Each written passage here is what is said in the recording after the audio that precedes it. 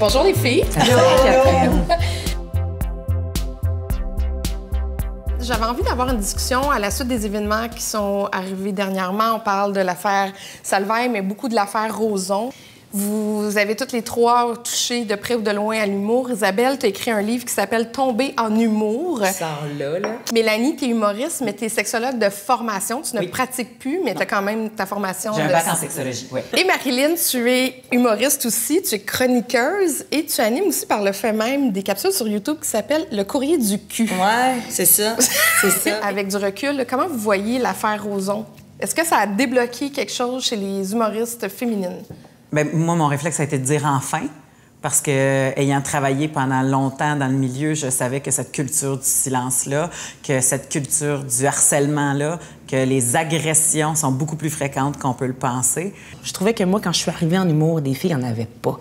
Puis il n'y en avait pas parce que c'était difficile, puis parce que, pour plein de raisons. Puis effectivement, c'était vraiment un boys club très, très, très, très serré, très difficile d'accès.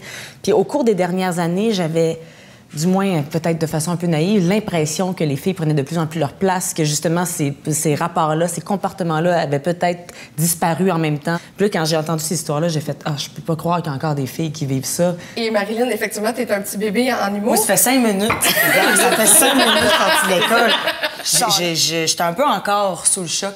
J'arrive pas trop à me prononcer. Je trouve ça bien triste. Et puis surtout, moi qui est là, tu sais, que je suis là, la petite, puis je fais, OK, est-ce qu'il faut que j'aille au front ou est-ce que je ferme ma gueule avec ça? Tu sais, il y a aussi, en se prononçant par rapport à ça, l'espèce de culture du silence est là aussi, tu sais. Peut-être que ça fait pas longtemps que tu es dans ce milieu-là, mais ça fait longtemps que tu es une femme. Puis ça fait longtemps que ça dure. Puis quand je dis ça fait longtemps que ça dure, je parle même pas juste au niveau de l'humour. Mélanie et Marilyn, vous parlez de sexe. Est-ce que vous minimisez votre discours avec tout ce qui est arrivé dernièrement? Cette semaine, nous, on a sorti un courrier du cul. Et on s'est posé la question avant, là, qu'est-ce qu'on fait, qu'est-ce qu'on dit, tu sais. À un moment donné, il y a une question, c'est quand je rentre la nuit, une fois sur deux, ma blonde veut pas qu'on couche ensemble. Puis nous, notre réponse, c'était, ben demande-y 2 fois de suite. OK! C'est ça de même. Puis là, on était là, ah, merde, on le met-tu, on le met-tu pas? Ah, mais tu vois, ça, c'est un des problèmes qui se passe en ce moment qui me fait un peu peur. Tu sais, là, le premier problème, c'est que si on arrête justement d'oser, de s'amuser, de dire des trucs qui sont corrects, qui ont du bon sens, qui peuvent être le fun, qui peuvent être un peu salaces des fois, faut pas complètement aseptiser le discours. Sauf qu'il y a des choses qui sont complètement inacceptables. Puis c'est ça qu'on est en train d'établir. Parlons justement d'un comportement qui semble être assez commun chez les filles humoristes ou des figures publiques, là, de recevoir, par exemple, des photos de pénis sur Internet. C'est quelque chose que vous avez eu toutes les trois à une fréquence assez régulière. Ça, faut pas embarquer là-dedans. Faut pas se sentir coupable de ça. C'est-à-dire que c'est quelqu'un qu'on ne connaît pas, un inconnu qui... Tu sais, moi, j'ai fait de la radio de nuit pendant 2 ans dans ma vie. Et c'était fascinant parce que, je veux dire, j'ai eu des agressions verbales de gens qui m'ont dit des choses épouvantables. Mais c'était vraiment une très, très, très, très petite... Tu sais, il y avait presque personne, là, mais il y en avait quand même quelques-uns. Faut quand même pas le minimiser. C'est ça. Mais ça existe. C'est pas correct, peu importe le nombre. Tu sais, le dick pic, là, c'est l'équivalent du flasher en imperméable. C'est vrai. C'est exactement la même chose. C'est un exhibitionniste qui te montre sa graine sans que tu l'aies demandé.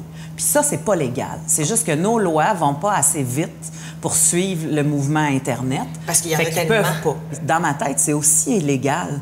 Puis il y a plein de monde en ce moment qui ne savent même pas qu'ils commettent des agressions ou du harcèlement. C'est ça, puis encore là, puis la vérité aussi, c'est qu'il y a du monde qui n'en commettent pas, puis que là, ils pensent qu'ils en commettent. Je veux dire, là, on ne sait pas comment gager ça. Qu'est-ce qu'il y a à faire?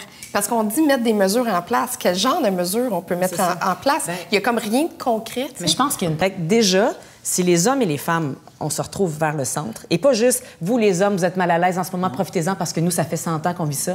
Parce que ça, ce n'est pas un discours qui est constructif, selon moi. Je pense que les filles aussi, il faut qu'on fasse, OK, est-ce que j'ai aidé une amie? Est-ce que j'ai réagi à un moment donné, quelque chose que j'ai vu que je n'étais pas à l'aise? Mais moi, je comprends pas qu'il y a encore des entreprises qui n'ont pas de politique au niveau du harcèlement sexuel, psychologique, des agressions, et qui n'ont pas mis en place un système de dénonciation d'un père ou d'un patron dans une unité qui est indépendante.